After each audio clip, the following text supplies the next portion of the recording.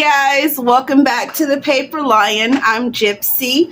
Welcome to new subscribers. What I wanted to show you guys today, I know you guys are familiar with like the paint spatter technique where you're using a brush and kind of dipping your brush in the paint and kind of just, you know, flicking it off onto your page.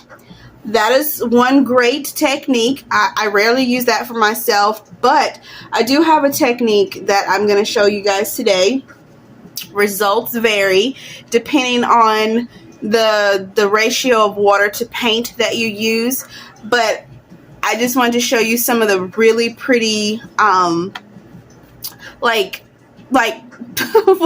how do I want to say it, results that I've gotten. Now they do vary. Now on this one, a couple of these two, I actually was testing it out with using like some stamping in the background just to kind of see how that would look, but I'm not gonna do the stamped ones. I'm just gonna do plain ones today. I'm using some vintage bingo cards that I found from an old Milton Bradley game.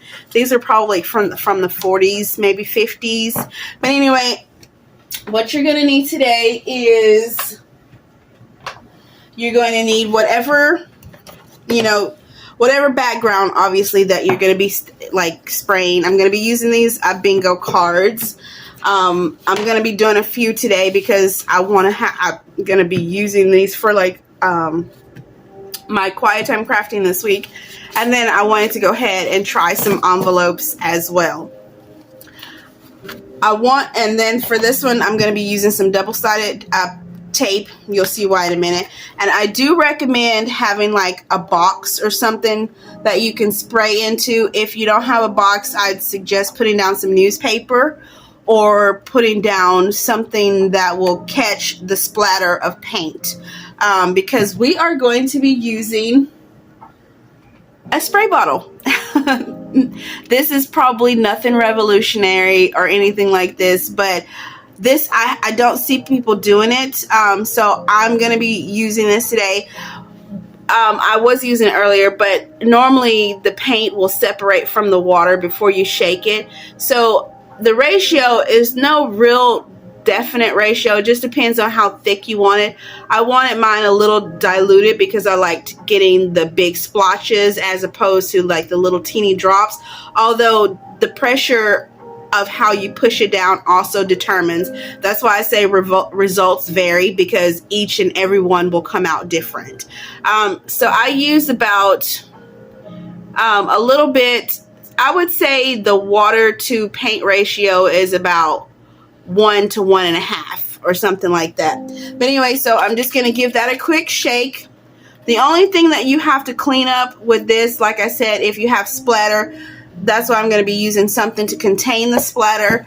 But also, basically, all you have to do is just wipe your nozzle. You don't have to worry about cleaning a brush or anything with this method. So that's why I like that. So basically, what I'm going to do is I'm just going to put down two pieces of double-sided tape in here. And I'm also, for the sake of the video today, I'm going to be using a blow dryer to speed the drying time, which if you're outside or you want to just put these down somewhere, you can easily just, you know, let them dry on their own. But for the video, I am going to use a blow dryer, and I'll fast forward through that part. But anyway, while I'm trying to get this off, how are you guys? It is now Friday. I am so behind on doing videos this week. Kind of just wanted to relax. School, I'll be getting ready to go back to work in about a week or so, and so I'm just kind of recuperating and getting everything sorted for that. But anyway, so basically now that I have these in here, I'm just going to kind of stick 2 of these on lightly so that I can take them off later after I've sprayed. And we're basically just going to spray. Let me get adjusted in my seat. Hopefully that didn't shift too much, but just gonna give that a quick shake. I would kind of hold it, depending on, like you said, I probably will get a little splatter somewhere and I'll clean that up later. So it's best to do it outside, but I'm not recording outside, so it is what it is. Actually, let me just put a piece of paper a couple of sheets of paper down here just in case. But here we go, guys. And so, like I said, results will vary depending on how hard you spray. I hope that you guys are seeing that. Earlier, when I was doing these, my nozzle was a little clogged, but I like the way it's coming out. Mine, like I said, is a little more diluted. If you add more paint, you'll get a thicker spray. But anyway, guys, let me blow dry this really quick and I'll be right back. Alright, guys, now that this is dry, we're going to move on to another one. Alright, I'm going to put that over there, and let's see, that's still kind of sticky.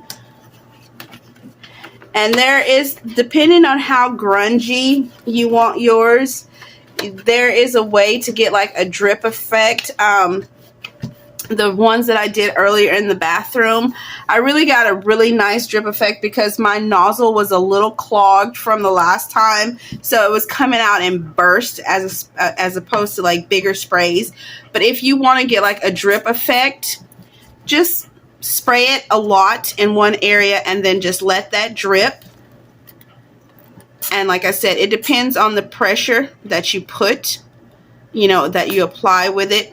It depends on how big the spray will come out. And then I'm going to blow dry this one and I'll be right back.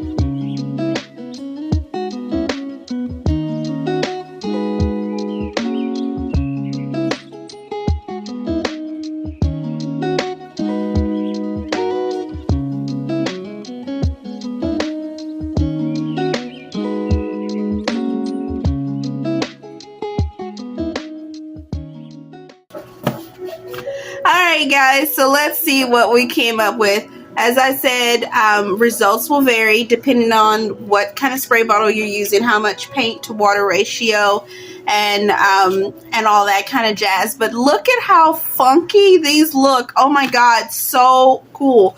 I just love them, love them, love them. Just imagine these as a really pretty backdrop for something. I don't know if you guys have bingo cards, but this will work with envelopes. This will work with lots of different things. But look at how beautiful they came out. You got your little splotches, you got your big splotches, just very, very grungy looking. Look at that. Oh my God, just love. Look at how, and see how they're so different. You can use your blow dryer or your heating tool. Well, I use a blow dryer, but you can use your blow dryer to like push around the drips of paint as well. And then here's one that's mostly splatter.